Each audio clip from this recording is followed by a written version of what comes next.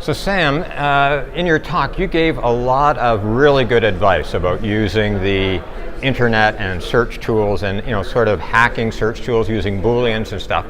But it struck me that all of what you were saying really boils down to the point you were making repeatedly, which is people like to do business with people they like. And one of the ways for people to get to like you is to know something about them. So tell me a little bit about that. Well, I think the essence of sales is, again, really building relationships, especially in a business where it could appear that it's a commodity. Commodity meaning I can find the product or service somewhere else, usually cheaper than I buy from you.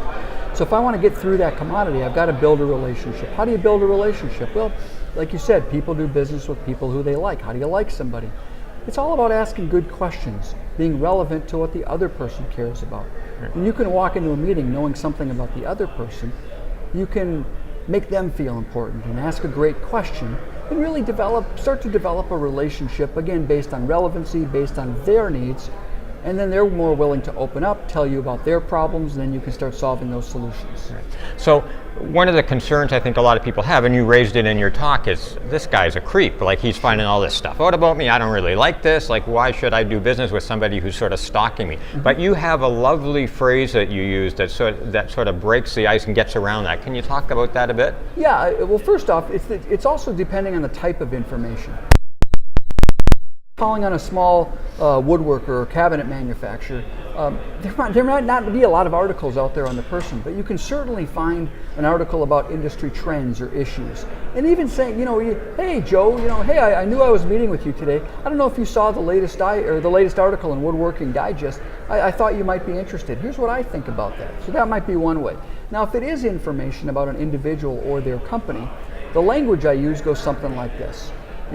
Hey Fred, before I meet with people, I like to do a little bit of homework. You're a busy guy and I don't want to waste your time. And guess what I found? Hey, I saw this really nice article about your company sponsoring the 4th of July parade. That's really cool. How long have you been doing that? Can you tell me a little bit about that? Right. That's great.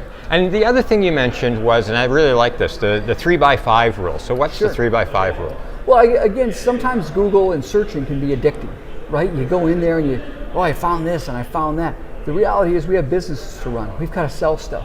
So the 3x5 is really a mental rule that says, I'm just going to spend 3 minutes trying to find 5 pieces of information. It might not even take that much. It might take 30 seconds, look at someone's LinkedIn profile. Oh, hey, they used to work with one of my customers. They went to school, the same place I went to school. 3 minutes trying to find 5 pieces of information, or 5 minutes trying to find 3 pieces of information.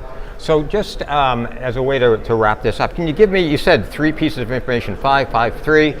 What kind of tools? Give me 2 or 3 tools that people could use to do that. Well, I think LinkedIn's number one. LinkedIn, basically, people create their own resume. And they'll put where they've worked, they put where they went to school, maybe some other interesting activities.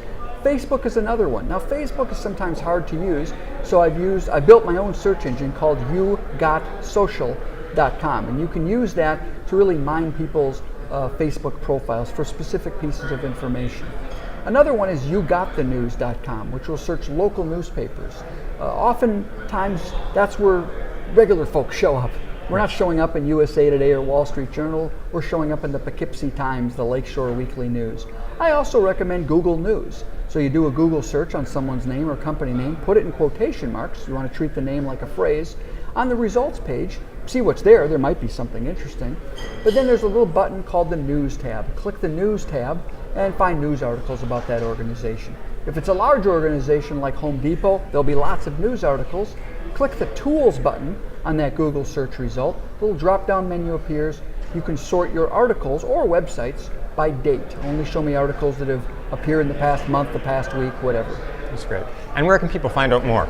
Well, you can learn a lot about all my stuff and access all of my free resources at www.samrichter.com. That's SAMRICHTER.com. Thanks very much. Thank you very much.